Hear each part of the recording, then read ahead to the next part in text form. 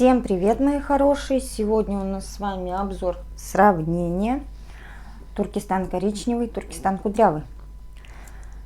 Давайте начнем.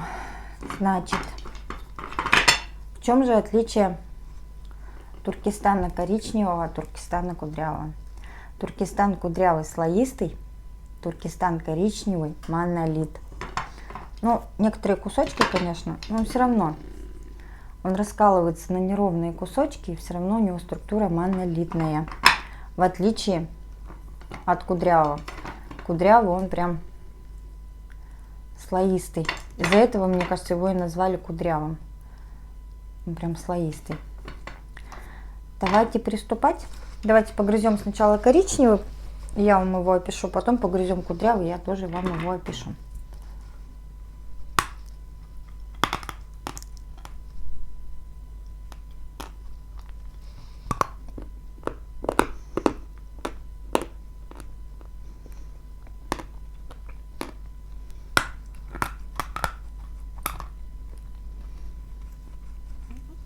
Прям в этот раз Туркестан коричневый пришел очень-очень плотный. Он бывает попадается рыхлый, по структуре на классик похож.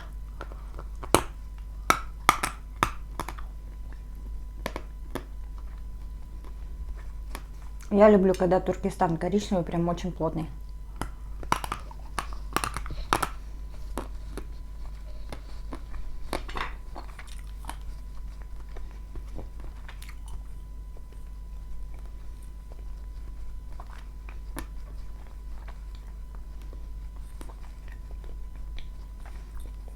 По цвету, кстати, он такой светло-коричневый и пудренный коричневый, я бы сказала.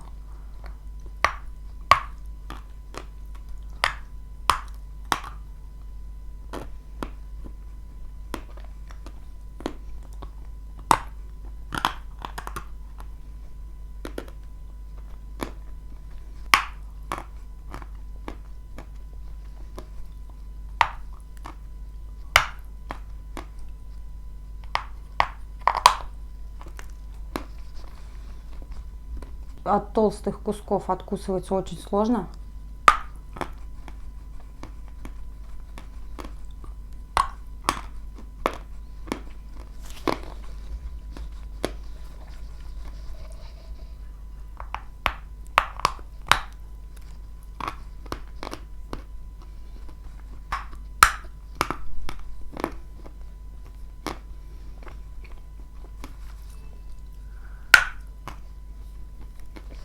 Соль чистый. Ни разу, кстати, мне не попадался Туркестан коричневый, чтобы он скрипел.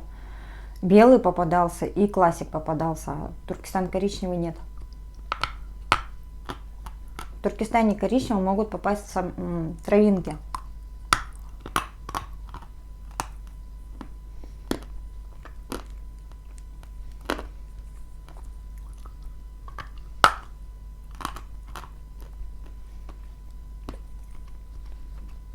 А когда он плотный, он и хрустит обалденно.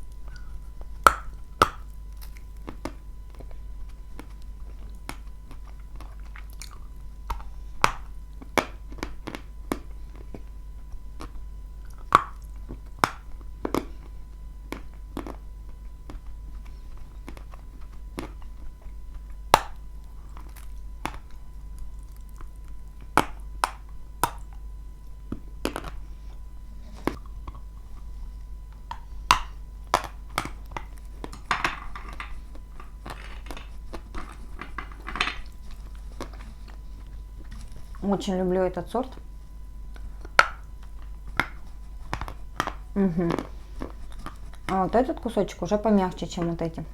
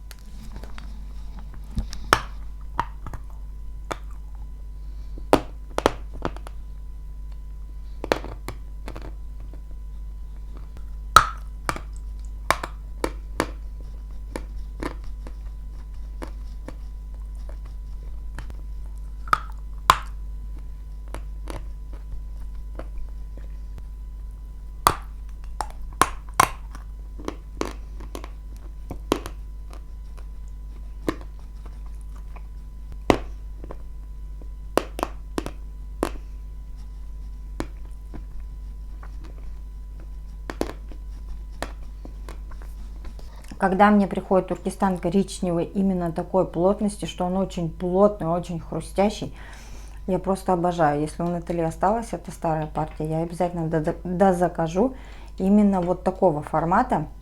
Туркестан коричневый, это прям классно. И еще, если вам приедается сорт, давайте себе отдохнуть от него. То есть я Туркестан коричневый не грызла где-то месяца 2. И вот сейчас я прям с удовольствием это сделала. Сорт очень плотный, хрустящий, но все зависит от партии по плотности. То есть попадается он иногда мягкий. Я люблю, когда он вот такой плотный. Плотный, хрустящий, чистый. Вкус. Вкус мокрой грязи и земли. Некоторые мне пишут, что вот я не чувствую в нем мокрой земли. Те люди, которые выросли в городе и ни разу не были в деревне после хорошего ливня, они меня не поймут. Я росла в деревне, вот когда ливень пройдет, такой прям аж, что лужи ручьем,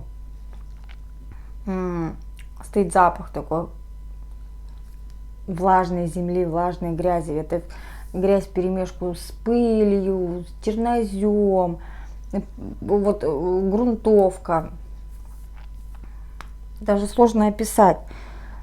Вот кто в деревне рос или был в деревне после хорошего ливня, тот меня поймет.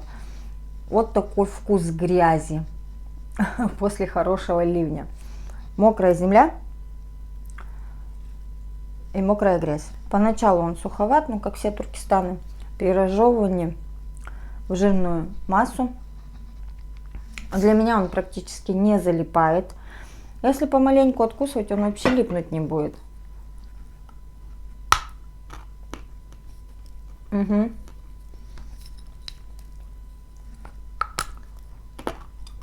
Ну, какой же он классный.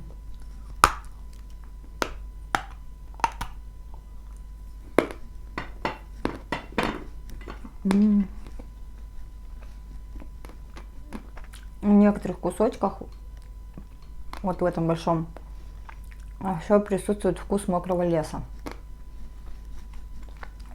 Он практически не залипает. Ну что, давайте приступим к Туркестану кудрявому.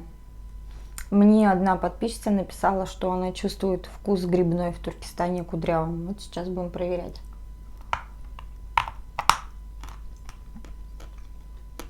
Угу, вкус отличается.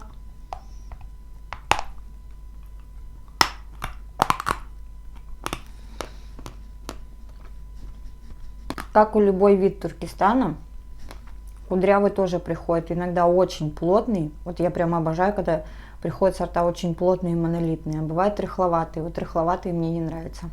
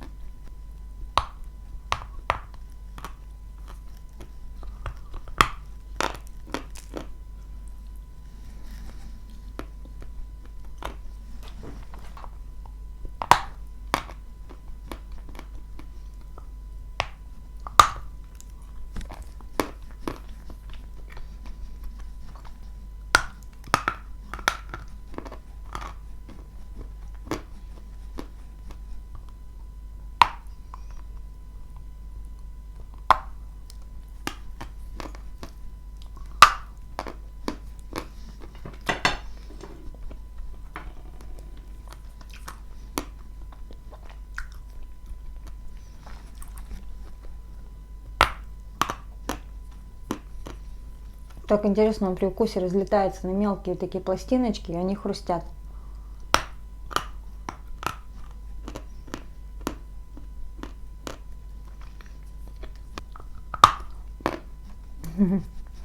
В этот раз Туркестан коричневый плотнее Туркестана кудрявого. Туркестан кудрявый слегка рыхловатый пришел. Но все равно, даже он слегка рыхловатый, но плотность у него отличная. Он не мягкий. Некоторые места даже не откусишь.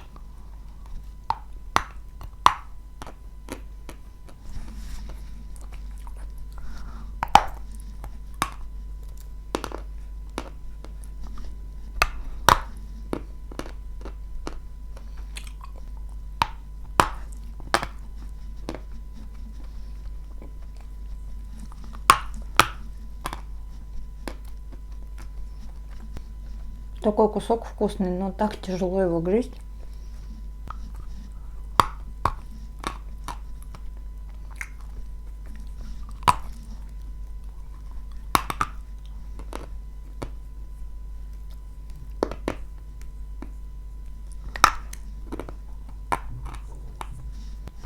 Обалденный кусочек. Прям очень.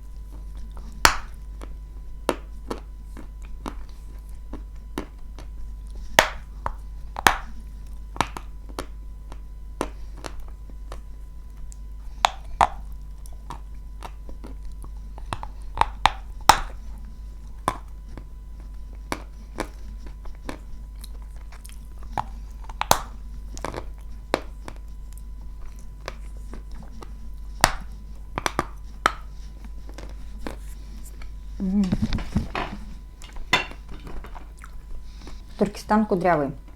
Тоже очень плотный сорт. Он такой вот он кудрявый, слоистый. При укусе рассыпается на маленькие кусочки. В принципе, Туркестан коричневый тоже на осколочки такие рассыпается. Угу. А для меня, лично для меня, это два разных сорта. Абсолютно. Плотность, да, очень плотные сорта, хрустящие, чистые, самое главное, не скрипят ни один, ни тот. Но, как я уже сказала, Туркестан коричневый — это мокрая грязь землей, то есть мокрая грязь, мокрая пыль, мокрая земля. Туркестан кудрявый. Я не почувствовала в нем яркой ноты грибной, но кто ходил в лес за груздями, груздь, когда выкапываешь, кто знает, как растут грибы под названием грузди, вот этот вот стоит легкий грибной запах и запах мокрой земли, мокрой хвои, мокрой листвы. Вот у него, да, у него есть вот такой привкус мокрого леса, мокрой грибной поляны с груздями. Вот у него есть такой привкус. Вот для меня Туркестан кудрявый — это вот мокрый лес. Здесь и древесные нотки я чувствую. Знаете, когда вот старое дерево намокнет, от древесины идет такой запах. Он не затхлый, он такой мокрой древесины. Вот в нем тоже я улавливаю такие нотки. В общем, сорта классные, сорта отличаются по вкусу. Для кого весь Туркестан одинаковый, попробуйте, знаете, как делать.